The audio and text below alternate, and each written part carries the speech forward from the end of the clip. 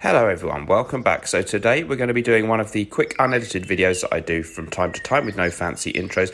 And the fragrance I'm going to be reviewing, this is part of my all-time classic series that I've been doing recently. It's Dolce & Gabbana Pour Homme, the Made in Italy version. And that's why I'm showing you the bottom of the bottle there, which somewhere, if you look carefully, does say Made in Italy by Euro Italia, the company who made the fragrance when it was originally released in 1994 and for some years afterwards. It's now been reformulated, and most people agree that there is a similarity in the smell, of course, but it's not what it used to be. So if possible, this is the version you guys really need to seek out. You can find this on eBay.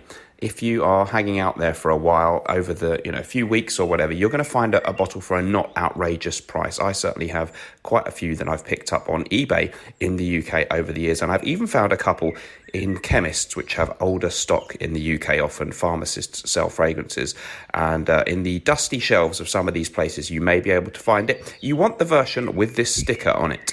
Anything with the sticker on it is the Euro Italian version, and the other versions have the label, the Dolce & Gabbana Eau de Toilette thing, printed directly onto the bottle. So as I've been doing with this series, I'm going to talk a little bit about the fragrance house, or the designer company in general that created the fragrance. So I'm calling it an all-time classic. Many people will agree, but let me know your thoughts. Let's talk a bit then about Dolce & Gabbana. So this company was founded first in 1985 in Milan in Italy by Domenico Dolce and Stefano Gabbana. They first met in 1980, where they were working at designing for the same fashion company, and by 1985 they had their own first women's clothing collection, and that was in October of that year. It was a very low budget affair. They apparently used some of their friends as models, as they couldn't afford to hire any, and they even used a bed sheet from one of their homes as the curtain for the runway or whatever, the show that they put on. The curtain was a bed sheet from one of their homes. So what a charming story. The company grew and grew. I think in 1988, apparently, they introduced a leotard line. 1989 saw underwear and swimming costumes being introduced. And certainly by the 1990s, they had begun to really grow and have significant success. Now, of course, a international multi-billion-dollar, certainly multi-million-dollar company, world famous and highly respected as one of the big fashion brands. Don't forget, if you'd like to join the Smelly Army private members club over on Patreon, there's a link in the description to do that. It costs just $2 a month, and you get an extra video from me every week, plus you get to watch everything I've already uploaded in there. We're building a really nice community, lots of interaction, and I'd love to see you in there. So, in 1992, kind of in keeping with their growing status as a serious fashion brand, they needed to release a perfume, and they released their first female fragrance and their first fragrance in general, which was simply called Dolce & Gabbana. That was a women's fragrance, which is quite well thought of today, and again, that one's undergone some reformulations. If you can get the Made in Italy original version, that's what you're after. So we can see the box for my version of the fragrance here, and that's again something that will tell you if you do find a bottle in a store, just in the box, if it's got that label there that looks similar to the one on the bottle, you know it's the Italian made version. Subsequently, it was made in Germany and the UK, and I think now in France. In 1994 then, along came the first male fragrance release from the house, and this is Pour Homme, Dolce & Gabbana Pour Homme. On the bottle it simply says Dolce & Gabbana Eau de Toilette. I love the simplicity of that. Now, the perfumer for this one, according to base notes, is Max Gavari, and it is classed as an aromatic fougere fragrance. I'm going to rattle off the note listing. This is a very long note listing. It consists of notes of lavender, tarragon, clary sage, bergamot, lemon, mandarin orange, neroli, coriander, cinnamon, violet, pepper, jasmine, rose, geranium, sandalwood, tonka, amber, musk, cedar, coumarin, iris, and tobacco. Okay, so this fragrance is a really highly regarded classic. A lot of people have a huge amount of nostalgia for this one, wearing it in the 1990s or maybe the early 2000s. It's certainly got a quite pronounced citrus element, particularly in the opening of the fragrance, and a very interesting amount of floral notes. I find it actually has a passing resemblance to the rare and discontinued Encens from Givenchy, which is a famous masculine floral kind of an aromatic fougere with a lot of florals, which was first released back, I think, in 1993. So very similar timing on that one. I haven't heard anyone else mention that similarity, but I pick up on something similar. So you get a very, very soapy overall vibe with this fragrance. It's very clean, it's fresh. Some of the words that I've listed here as key words on my little notepad include fresh, relaxing, herbal, clean, soapy, it's floral, definitely citrusy, subtly complex, and it does have an important note of tobacco, which we'll come to soon. So it's a refined, classic, slightly now retro smelling fragrance. It doesn't really smell heavily like a 70s or 80s scent. It's got its own kind of 90s nostalgia vibe. There's a passing similarity also with Versace's The Dreamer, which also utilised a kind of quite pleasant but rather synthetic tobacco accord, which I believe is probably the same aroma chemical used here. So what you get with this one is a lovely, fresh, zesty opening. It has a lot of these different citrus notes in there: lemon, mandarin, neroli, bergamot. So it's hard to pick out exactly which one dominates here, but it's definitely got a fresh, typical kind of opening accord for a fragrance.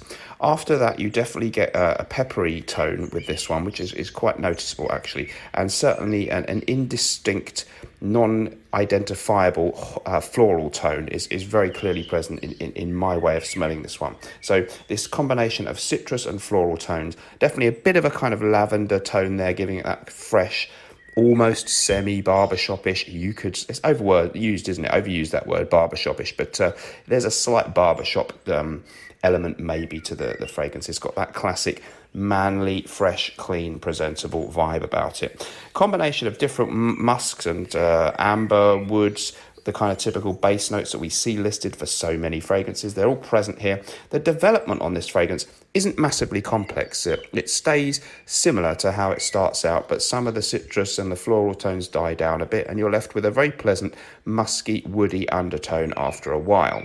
The fragrance, to me, really does give you this feeling maybe of being on a summer holiday. You've been baking in the sun all day, you've gone home, you've had a shower, you've cleaned up, you've put on a crisp white shirt to go out, and you spray on this, and it gives you this wonderfully well-presented, kind of optimistic, if a smell can be optimistic, it's got an optimistic, bright, breezy, happy type of smell about it. Here we can see a bunch of different bottles that I own, so just to prove my point that I have picked up some on eBay. You can see the juice colour differs quite a bit there in the 125ml bottle, and the other size that it came in is the 75ml. I haven't picked up great differences in the smell between these. They all smell very much the same here, but it was made for a number of years, so I would imagine those colour differences are just in the way that it was produced and the amount of dye they were putting in to the fragrance, rather than that anything has particularly changed or gone wrong with these bottles of mine. Performance, always the big question for people. Many people say, oh, the new one's not as good, and one of the things that the modern version has against it is that the performance isn't that good.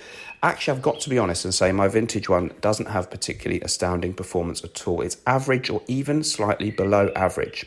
I'm willing to forgive that because I think the scent itself is so beautiful and so sophisticated, so happy and optimistic. It really puts a smile on your face, this one. So that's why I don't mind too much that I have to spray quite a bit, and the noticeable effect in the air for people around me doesn't last more than an hour or two. So you do have to spray heavily, hence perhaps why I've got quite a few backup bottles there, and you can see one or two of them have got a significant dent in the juice, mostly caused by me. I got most of them pretty close to full when I picked them up. So it's a real shame that these fragrance houses can't keep things the same. I would imagine this fragrance probably has some oak moss in it. It's not a listed note, and that and many other ingredients have become restricted over the years so that you can not use them at all, or only use perhaps minute amounts. I think this, rather than any kind of cynical attempt to cut costs, is usually the real reason why fragrance houses reformulate fragrances. There is a lot of bureaucracy and pettifogging going on in the world of fragrance regulation.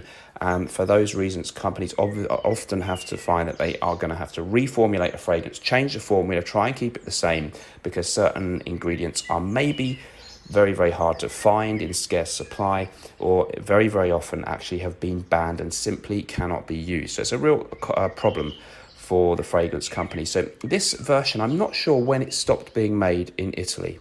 I think it certainly went into the 21st century and possibly quite far into it. So these bottles, they're not probably from 1994. They're probably made in the 21st century or very, very back end of the 1990s. But if anyone knows that, let me know.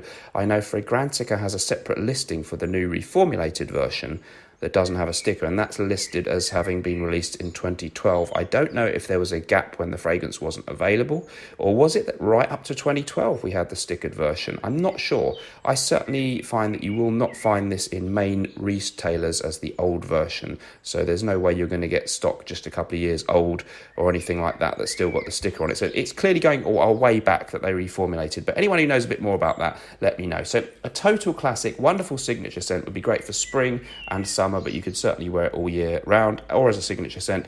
More of a maybe a daytime sunny weather type fragrance, but then again, I just said I'd like to wear it on a night out on a hot summer holiday. So it's that kind of vibe, fresh, breezy, optimistic, a little bit of this spicy tobacco undertone in there, making it a bit different to an out and out citrus aromatic, more sophisticated, complex and interesting to my nose than contemporary releases such as L'Odyssée for men or Armani's Acqua di Gio for men, which were very, very aquatic. This one more in the aromatic fougere, herbaceous, citrus, combined with a little bit of greenness and a soapy, typical fougere feel. So I just find this absolutely exquisite. Let me know, guys, if you've tried any version of this one, what you think about it. Does it qualify as an all-time classic? I'm pretty sure that it does. Thank you very much for watching. As ever, remember, whatever you're doing in life, let's project. I'll see you in the next video. Bye-bye.